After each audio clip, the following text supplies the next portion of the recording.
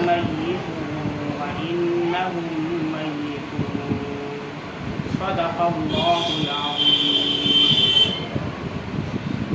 موت سے کس کو رستگاری ہے، موت سے کس کو رستگاری ہے، آج تم کل ہماری باری ہے۔ اور موت کو سمجھا ہے غافل اختتام زندگی، موت کو سمجھا ہے غافل اختتام زندگی، ہے یہ شام زندگی صبح دوام زندگی۔ ماہ ربیع الاول جیسے آقا کی ولادت کا مہینہ ہے، اسی طرح آقا کی وفات کا بھی مہینہ ہے۔ عام طور پر ولادت کا ذکر ہوتا ہے، لیکن ہمارے نبی صلی اللہ علیہ وسلم کے آخری ایام کا ذکر نہیں ہوتا، اس لیے کہ پریکٹیکلی زندگی اللہ کے نبی صلی اللہ علیہ وسلم کی کیا ہے، اور آپ صلی اللہ علیہ وسلم نے کیا احکام فرمائے ہیں، اس پر عمل کرنا ہم نہیں چاہتے۔ ہم تو یہ چاہتے ہیں کہ نبی کے جمال کا تذکرہ ہو، نبی کے گیسو کا تذکرہ ہو، نبی کی آنکھوں کا تذکرہ ہو۔ بلا شبہ میرے نبی صلی اللہ علیہ وسلم کا ذکر کرنا باعث ثواب اور نیکی ہے، لیکن عمل کرنے والا جو کام ہے وہ نبی کریم صلی اللہ علیہ وسلم کی ولادت روحانی سے متعلق۔ اس سے پہلے بھی الحمدللہ 2 بیان تقریباً اس سلسلے میں ہو چکا ہے۔ آج مختصر طور پر آپ حضرات کے سامنے اللہ کے نبی صلی اللہ علیہ وسلم کے جو آخری ایام ہیں ان پر کچھ روشنی ڈالنے کی کوشش کرتا ہوں۔ ہمارے نبی صلی اللہ علیہ وسلم 29 صفر کو سر میں درد شروع ہوا، اور وہی آپ صلی اللہ علیہ وسلم کی وفات کا سبب بنا۔ ہوا یہ کہ خیبر کی لڑائی میں ایک یہودی تھی گڑیا، اس نے بکری کے گوشت میں زہر ملا کر کے ہمارے نبی صلی اللہ علیہ وسلم اور صحابہ کرام کو پیش کیا تھا۔ اللہ کے نبی صلی اللہ علیہ وسلم نے جو ہی لقمہ اٹھایا اور لقمے سے آواز آئی کہ اللہ کے نبی میرے اندر زہر ملا ہوا ہے، لیکن کچھ صحابہ کرام نے نوش کر لیا تھا، اور اس کی وجہ سے ایک صحابی کی وفات بھی ہو گئی، اور اللہ کے نبی صلی اللہ علیہ وسلم کے جسم میں کچھ اس کے اثرات چلے گئے، جس کی وجہ سے سخت بیمار ہوئے، اور پھر آپ صلی اللہ علیہ وسلم کو اللہ نے شفا عطا فرمائی، اور 3 سال کے بعد پھر وہی درد شروع ہوا۔ 29 صفر سے درد شروع ہوا، سخت سر میں درد تھا، لیکن ایسی حالت کے اندر بھی ہمارے نبی صلی اللہ علیہ وسلم نے نماز نہیں چھوڑی ہے، بلکہ 2 صحابی کے سہارے گھسٹتے ہوئے مسجد تک تشریف لاتے تھے اور نماز ادا کرتے تھے۔ آخر وقت کے اندر جب اتنا بھی اٹھانا گیا تو حضرت ابو بکر صدیق رضی اللہ تعالیٰ عنہ کو امام بنایا اور کہا کہ مرو ابا بکر فلیصلی بالناس، ابو بکر کو حکم دو کہ وہ لوگوں کو نماز پڑھائے۔ حضرت عائشہ رضی اللہ عنہا نے فرمایا، اے ابا جان، اے میرے پیارے نبی، آپ جانتے ہیں کہ میرے ابا بہت نرم دل کے ہیں، وہ اس کو برداشت نہیں کر سکیں گے آپ کی غیر موجودگی میں وہ امامت کریں، اور وہ غش کھا کر گر جائیں گے، بے ہوشی طاری ہو جائے گی۔ اللہ کے نبی صلی اللہ علیہ وسلم نے پھر فرمایا، خاموشی اختیار کی اور فرمایا، میں ان کے بارے میں ان کے علاوہ کسی کو کیسے حکم کروں، جبکہ اللہ یہ چاہتا ہے کہ جس قوم میں ابو بکر ہوں، ابو بکر ہی نماز پڑھیں۔ چنانچہ حضرت ابو بکر صدیق رضی اللہ عنہ نے 17 نمازوں کی امامت فرمائی ہے اللہ کے نبی صلی اللہ علیہ وسلم کے دور کے اندر اور آپ صلی اللہ علیہ وسلم کی حیات کے اندر۔ آخر جو حج میرے نبی نے فرمایا، حجۃ الوداع اسے کہا جاتا ہے، اس موقع پر ایک خطاب فرمایا جس کو خطبہ حجۃ الوداع کے نام سے وہ خطبہ معروف اور مشہور ہے۔ آپ حضرات نے بھی وہ خطبہ سنا ہوگا۔ اس میں ایک ٹکڑا ہے، اللہ کے نبی نے فرمایا، اے لوگوں، میں تمہارے درمیان 2 چیزیں چھوڑ کر کے جا رہا ہوں، جب تک ان کو پکڑے رہو گے گمراہ نہیں ہوگے۔ نمبر 1 کتاب اللہ، نمبر 2 سنتی، میری سنت کو میرے نبی نے ارشاد فرمایا، اور جانے سے پہلے بہت سے اشارات فرمائے۔ چنانچہ اخیر سال کے اندر حضرت جبریل علیہ السلام 2 مرتبہ آپ صلی اللہ علیہ وسلم کو قرآن آپ نے سنایا ہے۔ ہر سال 1 مرتبہ رمضان میں قرآن کا دور کرتے تھے، لیکن جس سال ہمارے نبی صلی اللہ علیہ وسلم کا وصال ہوا ہے اس سال 2 مرتبہ سنایا ہے۔ حضرت انس رضی اللہ تعالیٰ عنہ فرماتے ہیں کہ میرے نبی صلی اللہ علیہ وسلم ہر سال اعتکاف کرتے تھے اخیر عشرے کا، لیکن جس سال ہمارے نبی صلی اللہ علیہ وسلم کا وصال ہوا اس دن 2 عشرے کا اعتکاف فرمایا، 20 دن کا اعتکاف فرمایا۔ اللہ کے نبی صلی اللہ علیہ وسلم نے اپنی بیٹی حضرت فاطمہ سے کہا، اے بیٹی، حضرت جبریل ہر سال 1 مرتبہ دور کرتے تھے، اس مرتبہ 2 مرتبہ دور کیا ہے، لگتا ہے کہ میرے جانے کا وقت قریب آ چکا ہے۔ چنانچہ حضرت معاذ بن جبل رضی اللہ عنہ جلیل القدر صحابی ہیں، اللہ کے نبی صلی اللہ علیہ وسلم ان کو یمن کا گورنر بنا کر کے بھیج رہے ہیں، اور کیا شان عقیدت ہے، کیا اپنے ساتھیوں اور صحابہ کرام سے محبت کی شان ہے کہ میرے نبی صلی اللہ علیہ وسلم حضرت معاذ رضی اللہ عنہ کو چھوڑنے کے لیے، رخصت کرنے کے لیے ان کو گھوڑے پر سوار کرتے ہیں اور خود پیدل چل کر کے جاتے ہیں۔ حضرت معاذ رضی اللہ عنہ کہتے ہیں، اللہ کے نبی، آپ اللہ کے نبی ہیں، یہ کیسے ہو سکتا ہے کہ میں گھوڑے پر ہوں اور آپ نیچے ہوں؟ اترنا چاہا، لیکن میرے نبی نے حکم دیا کہ نہیں، تم گھوڑے پر سوار رہو، اور آخر چلتے رہے اور وصیتیں فرماتے رہے۔ کہا، اے معاذ انی احبک یا معاذ، اے معاذ میں تم سے محبت کرتا ہوں۔ حضرت معاذ بن جبل رضی اللہ عنہ نے یہ سنا، رونے لگے، زار و قطار رونے لگے۔ کہا، اے معاذ تم مجھے چھوڑ کر جا رہے ہو، جب تم آؤ گے تو مجھے نہ پاؤ گے، میری مسجد کی زیارت کرو گے، میری قبر کی زیارت کرو گے، لیکن مجھے نہ پاؤ گے۔ حضرت معاذ بن جبل رضی اللہ عنہ نے جب یہ سنا، زار و قطار رونے لگے، اور پھر فرمایا، اے معاذ میں تجھے وصیت کرتا ہوں کہ ہر نماز کے بعد یہ دعا پڑھنا، اللہم، میرے ساتھ دوہرا لیجیے آپ حضرات بھی، کچھ پڑھنے والی چیز بھی کر لیجئے۔ جمالیات کا تذکرہ تو سنتے رہتے ہیں، کمالیات کا تذکرہ بھی سنیے، اور عمل کی نیت سے سنیے کہ نبی سے محبت ہے تو نبی کی سنتوں کو اپنی زندگی میں داخل کریں گے۔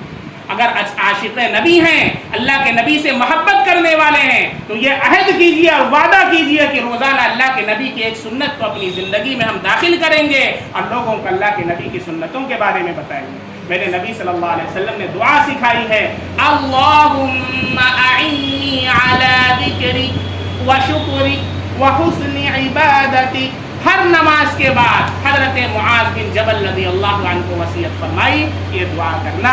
ہم لوگ بھی اس دعا کو اپنی دعاؤں میں شامل کر لیں، میرے نبی صلی اللہ علیہ وسلم کی بتائی ہوئی دعا ہے۔ اما عائشہ رضی اللہ عنہا نے خواب دیکھا، ابھی نبی کریم صلی اللہ علیہ وسلم با حیات ہیں، خواب دیکھا کہ میری گود میں 3 چاند یکے بعد دیگرے آ کر کے گرے، آسمان پر 3 چاند ہیں، یکے بعد دیگرے، ایک چاند ٹوٹا اور میری گود میں گرا، پھر دوسرا ٹوٹا، پھر اس کے بعد تیسرا ٹوٹا۔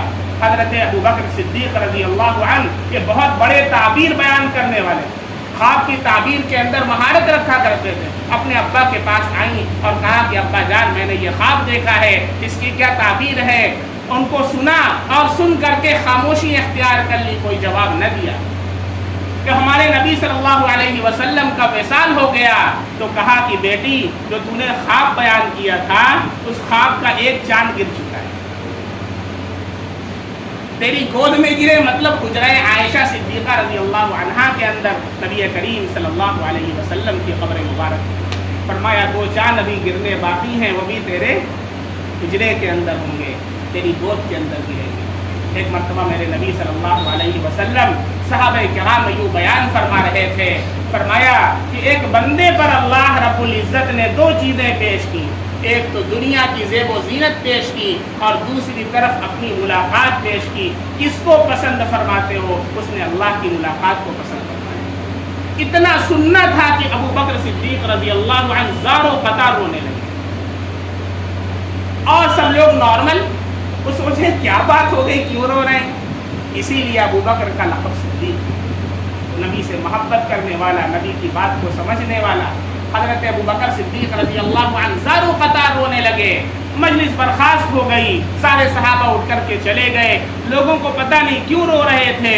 بتایا کہ میرے نبی صلی اللہ علیہ وسلم اپنے اخیر وقت کی طرف اشارہ فرما رہے تھے، اس لیے مجھے رونا آ گیا۔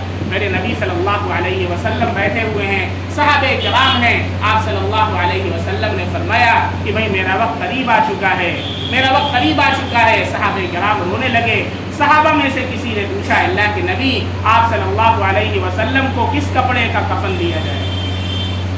کہا کہ جو یمنی چادریں میرے جسم پر ہیں اسی کا کفن دے دیں۔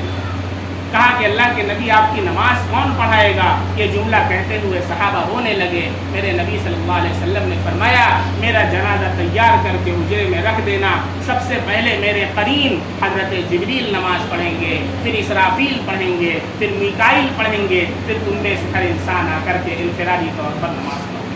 میرے نبی صلی اللہ علیہ وسلم نے آخر جملہ کیا فرمایا؟ الصلاۃ الصلاۃ وما ملکت ایمانکم، میرے جانے کے بعد نماز نہ چھوڑنا، نماز نہ چھوڑنا، 2 مرتبہ فرمایا۔ وما ملکت ایمانکم، تمہارے ماتحت جو لوگ ہوں گے، بیوی بھی ماتحت ہے آپ کے، بیوی پر کتنا ظلم کرتے ہیں، فرمایا تمہارے ماتحت جو ہوں گے کبھی ان کے ساتھ ظلم مت کرنا، کبھی ان کے ساتھ خیانت مت کرنا، کبھی ان کو پریشان مت کرنا، ہمیشہ ان کے ساتھ احسان کا معاملہ کرنا۔ آخر خطبہ جو میرے نبی صلی اللہ علیہ وسلم کا 5 دن پہلے ہوا ہے، 5 دن آئے، بہت زیادہ بیمار تھے، پیشانی پر پٹی بندھی ہوئی ہے، سر میں سخت درد ہے، لیکن آئے، دل تڑپ رہا ہے، بیتاب ہے۔ صحابہ سے مختصر سی گفتگو فرمائی اور کہا کہ شاید اس کے بعد تم مجھے نہ دیکھو گے اور میری بات نہ سنو گے۔ اور پھر اس کے اندر اللہ کے نبی صلی اللہ علیہ وسلم نے اعلان کیا کسی کا کوئی حق تو نہیں ہے میرے اوپر آ کر کے۔ کیا ہم اعلان کرتے ہیں؟ 2 روپے کی چائے پی کر کے ابھی تک ہم باقی کیے ہوئے ہیں، لیکن دینے کی ہمیں توفیق نہیں ہوتی۔ کتنی مرتبہ ٹرین سے سفر کیے ہیں بغیر کرائے کے، لیکن ابھی تک ہم نے اس کو ادا نہیں کیا ہے۔ چوری کی لائٹ ہم اپنے گھروں کے اندر جلاتے ہیں اور اس کے اوپر دلیلیں دیتے ہیں۔ مسلمانوں سبق حاصل کرو اپنے نبی کی زندگی سے۔ اگر نبی سے سچی محبت کرتے ہو اور اگر صرف حوصلہ اور دکھاوا ہے اللہ کے نبی صلی اللہ علیہ وسلم کی محبت کا، تو بس نبی کے نعرے لگاؤ اور ساری خرافات کرتے رہو لائٹنگ کے نام۔ میرے نبی صلی اللہ علیہ وسلم نے اعلان کیا کسی کا بھی حق میرے اوپر ہے تو آ کر کے لے لے، کل قیامت کے دن مجھ سے نہ مانگے۔ ایک صحابی اٹھتے ہیں، کہتے اللہ کے نبی آپ کا 3 درہم، میرا 3 درہم آپ کے اوپر ہے۔ کہا کہ کب کا ہے؟ کہا کہ ایک مرتبہ ایک صاحب آئے تھے، ان کو ضرورت تھی تو میرے پاس تھا، آپ نے کہا کہ کسی کے پاس ہے دے دے، میں نے دے دیا تھا۔ اللہ کے نبی صلی اللہ علیہ وسلم نے ان کا 3 درہم ادا کروایا، 3 درہم 3 روپیہ، ان کو 3 درہم ادا کروایا۔ پھر کہا اگر کسی کو میں نے مارا ہے، کسی پر ظلم زیادتی کی ہے، میرا جسم حاضر ہے، آ کر کے انتقام ہے کوئی کہنے والا؟ نبی سے عشق اور محبت کا دم بھرنے والے کہاں ہیں؟ میرے نبی تو اعلان فرماتے ہیں، سب کے حقوق کو اعلان ادا کرتے ہیں۔ حتیٰ کہ نماز جنازہ میرے نبی پڑھاتے تھے، پڑھانے سے پہلے پوچھتے تھے علیہ دین، کیا اس کے اوپر کسی کا قرض ہے؟ اگر کہا جاتا کہ قرض ہے، نبی کریم صلی اللہ علیہ وسلم نماز نہیں پڑھاتے۔ آج ہم دنیا بھر کا قرض لے کر کے کھاٹ سے نماز پڑھ رہے ہیں اور سوچتے ہیں کہ اللہ کے نبی کی سنت کو ادا کر رہے ہیں۔ میرے بھائی 1 درہم کے بدلے اللہ 300 مقبول نمازیں دلوا دیں گے۔